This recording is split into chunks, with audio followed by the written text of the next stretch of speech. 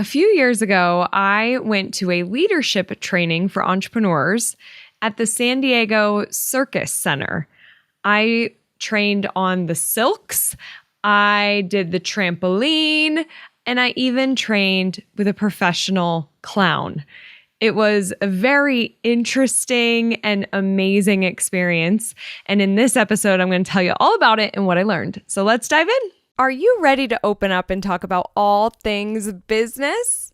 I'm Crystal Vilkaitis, a curious entrepreneur who loves talking about business, especially over a glass of wine.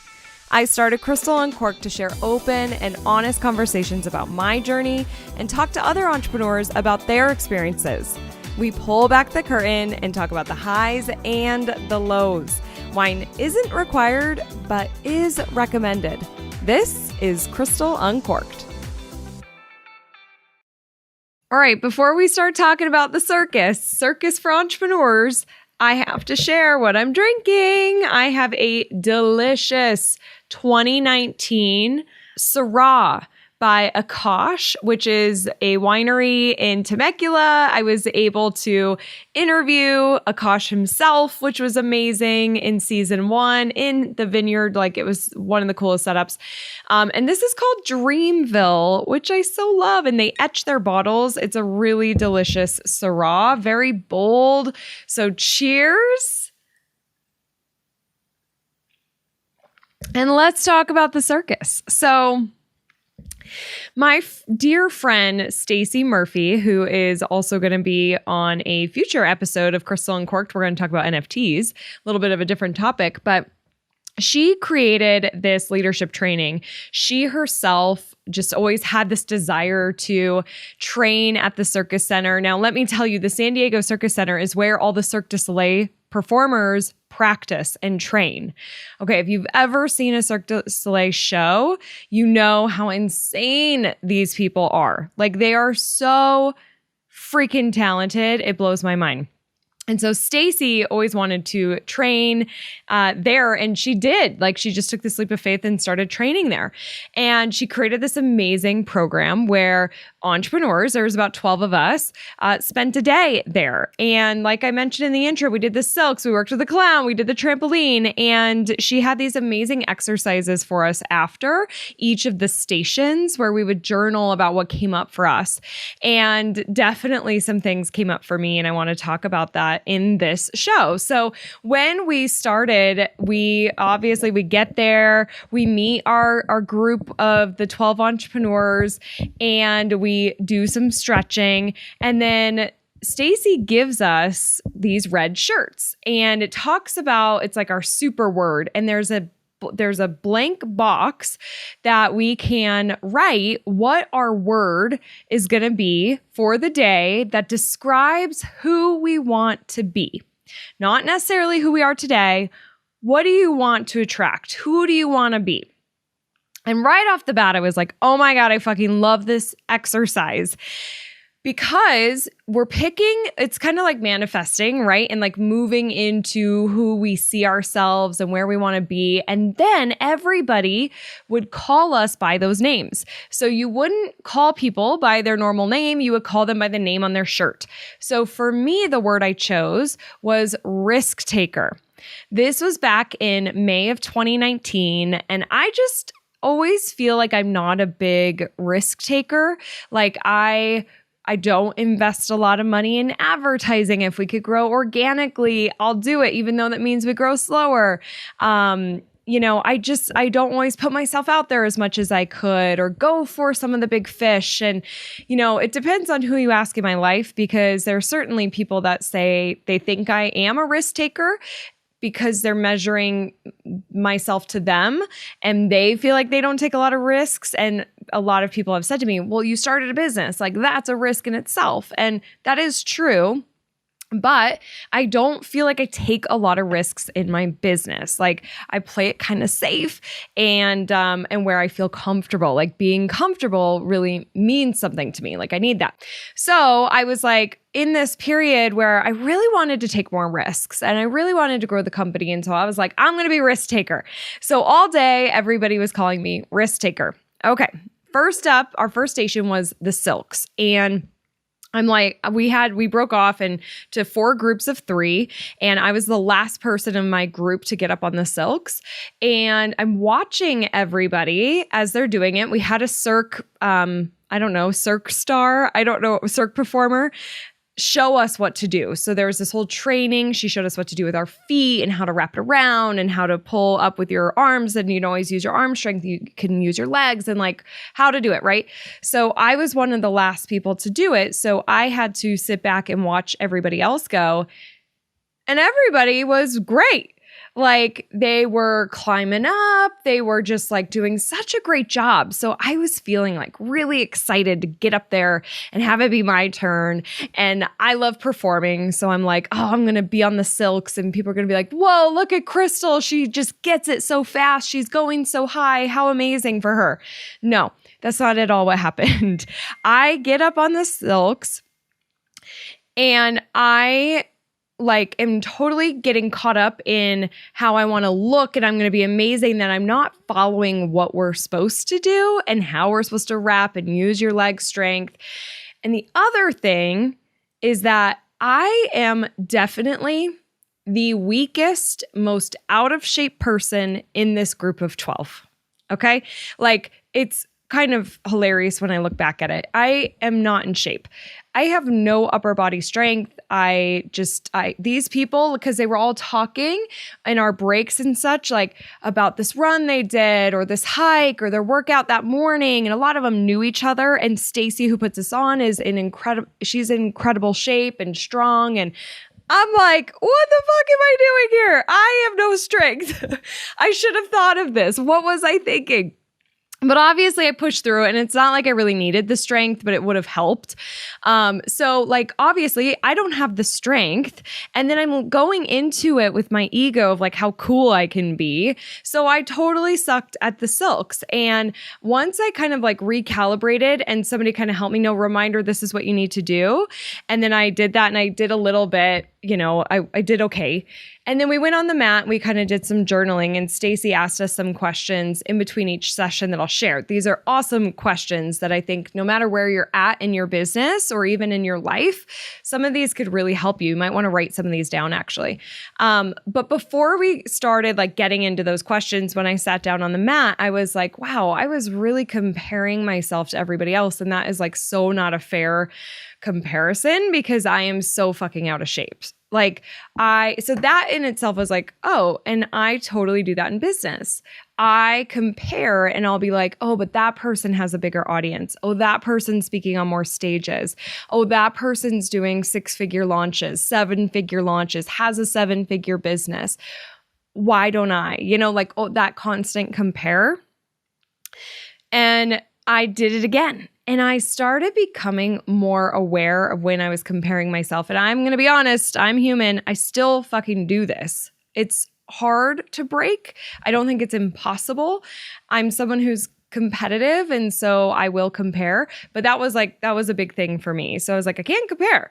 There's no comparison here. Now here's some of the questions that she asked us after that exercise. Again, you might want to write down some of these.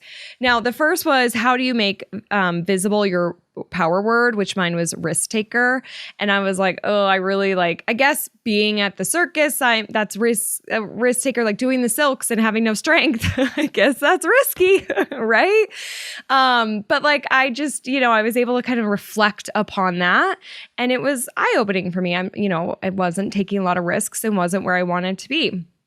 She also asked, what do you tell yourself when you nail it and when you don't?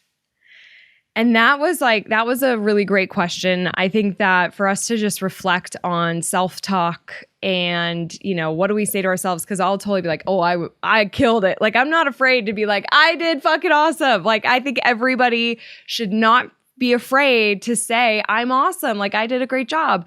But when I don't do a great job, when I don't nail it, that can be tough. I've talked about some of those situations on the show where I just totally messed up a speaking gig and they didn't like me. And I was like, oh my God, I wanted to shrivel up into a ball. And I was like, God, what are you doing? This is so awkward. Like, you could have prepared more. There's so much that goes on. And so that was a great lesson of like, how do I talk to myself when I don't nail it? And how can I change those words to be more encouraging? Then we move into training with the clown. And this exercise, this segment was the most awkward for me because if you think about a clown, they don't really talk, right? It's all about like facial expressions and body movement and how they use the space in the room and how they make people laugh and surprise and all those elements, right? And I am a communicator. I'm a speaker. So for me to shut up and like do things in a room of strangers with my body and like use the space, I felt really out of my element. And it was also hard because I just care so much about what people think. This is an ongoing thing for me. I do have a lot of fear around that. And so I'm sure everybody in that room was thinking about themselves and focusing on what they were doing. But I was like, all eyes are probably on me. I look so stupid. I'm so uncomfortable. Like I really struggled with that segment. But here was the kicker of it is as we started it, the clown comes in and he's not in clown gear. It's just like a normal guy. And I'm sitting there as he's talking and I'm like kind of confused because I don't know if you're like me. I always wonder what clowns actually look like. Like, I don't know if that's a weird thought or not, but like I've always, if you go to a party or you're at a show or something and I had a clown when I was a kid and you're like, that sounds weird. Like I had a pet clown. I had a clown as a kid. I carried him around with me. No, I had one birthday party. A clown came to my birthday party. And I always sit there like, what does this person look like? Like if you saw them out at the grocery store, you would never recognize them, right? So I'm like, are they scary looking? Are they hot? Like, what are they? So this clown is super cute. So as he's talking, I'm watching him and I'm like, holy shit, like what if all clowns are cute? What if they're like all hot, but they're all like in this makeup and oh my gosh, like I'm just really kind of shocked how cute he is. And I'm really judging him almost like every single mannerism. I'm watching his eyes, his hand movement. And then I have this whole thought like, whoa, he's cute. I never really thought clowns would be cute. So I'm like cocking my head to the right and kind of like scrunching my eyebrows together, listening. And this is at the very beginning. And he all of a sudden calls me out and he says like, you, risk taker, your head's cocked to the side. You're kind of looking at me, you know, intensely, almost like you're judging me. And I'm like, oh, fuck. He totally caught me. Like I am. I'm really shocked. But then now I'm on blast. Like then everybody looks at me and I was so shocked. I'm like, oh no. And I didn't know what to say. And he just kind of moved on with what he was talking about because it was about facial expressions and body movement and every little thing that we do. But he fucking called me out. So that was the start of it. So I was like extra worried that I was doing the wrong thing. Do I look judgy? Do I look whatever? But ever since that time with the clown, I realized I do that. When I'm really listening to people, I cock my head and I look and I focus. And that is the way that I just pay attention. And that is the reason I've got a nice wrinkle right in between my eyebrows.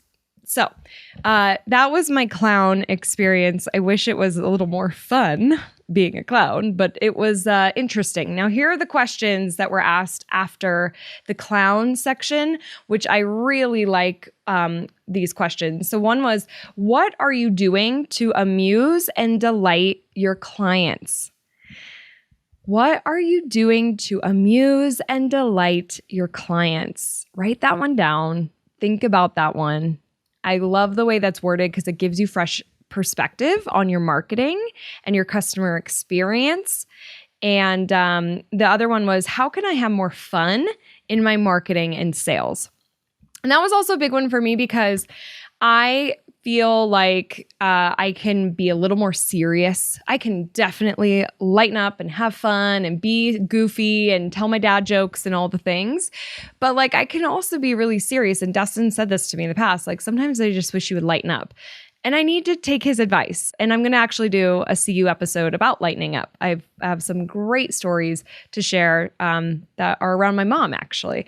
So I need to lighten up a little bit and to think about having fun in my sales and marketing changes how we're looking at our systems, our process, how I'm communicating with the team, how we're communicating with the customers. So I really encourage you to ask those questions for your business as well.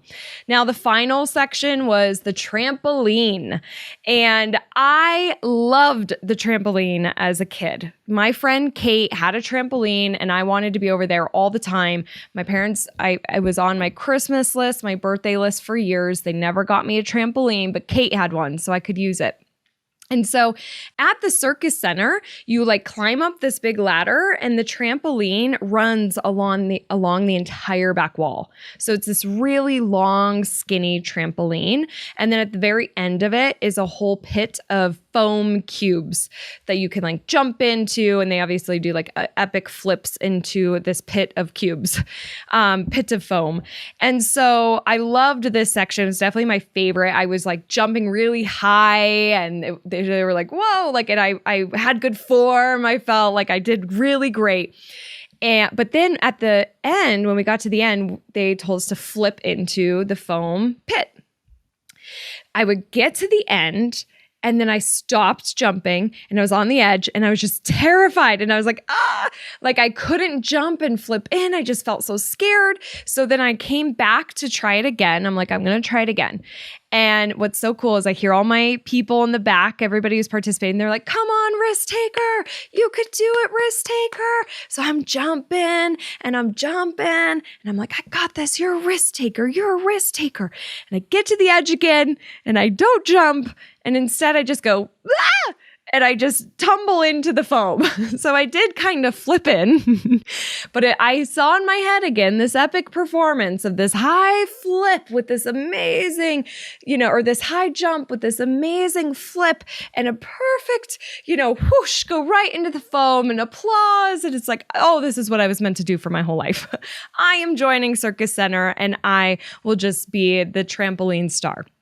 That was not the case at all. I got totally terrified to flip into the pit. Everybody was encouraging. I have a video of this. I will share the video on Instagram as well as on the blog on crystalandcork.com so you could see it. It's kind of funny.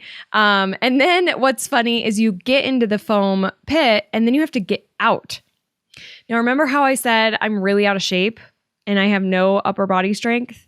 Yeah, that's really fucking hard to get out of the pit. And then you're looking back. So you're like your head is under all these foam cubes.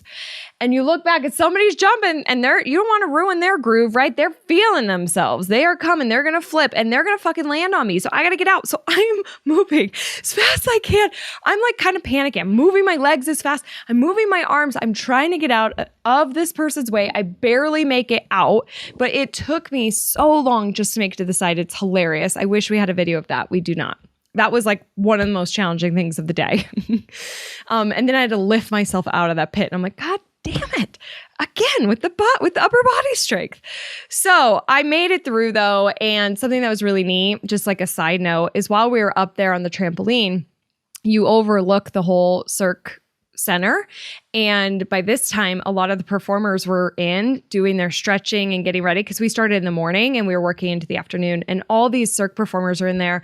This one guy was standing in a perfectly still, strong handstand for a solid 15 minutes.